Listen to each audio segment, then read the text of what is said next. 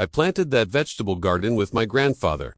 Spring of '98, just after he retired. We spent weeks tilling the soil, pulling rocks, and building raised beds out of cedar. It wasn't a farm, just 3 rows of heirlooms, a patch of strawberries, and a trellis for snap peas that tasted like sugar.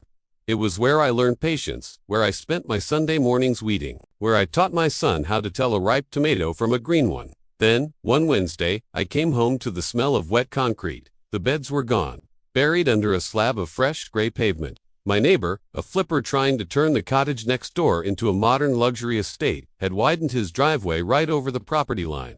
No survey, no permission, just asphalt where my memories used to be. He said it increased the curb appeal. Said the garden looked messy.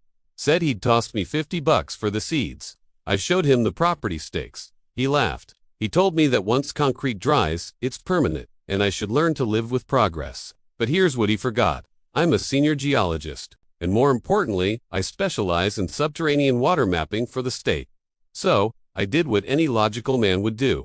I pulled the geological surveys for our hill, every layer of rock and soil, and then I found it.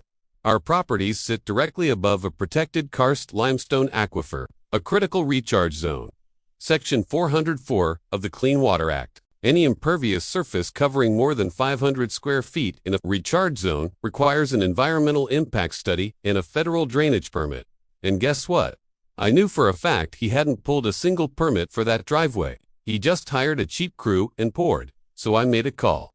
Not to the city, but to the Environmental Protection Agency. I filed a report for unauthorized sealing of a critical watershed. I knew the inspectors. I knew they hated flippers who ignored drainage laws. Within days, the government trucks arrived. Then came the red tags. A federal stop work order slapped on his front door.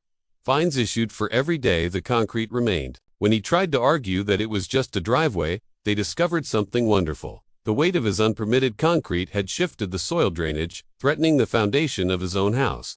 The city revoked his certificate of occupancy. He couldn't sell, he couldn't rent. He was stuck with a half-finished house he couldn't afford. One morning, he stormed up to me, waving the fine notices. "You're ruining me over some vegetables," he screamed. I just pointed to the jackhammers tearing up his fresh asphalt and said, "I'm just helping with the drainage." But then came the kicker.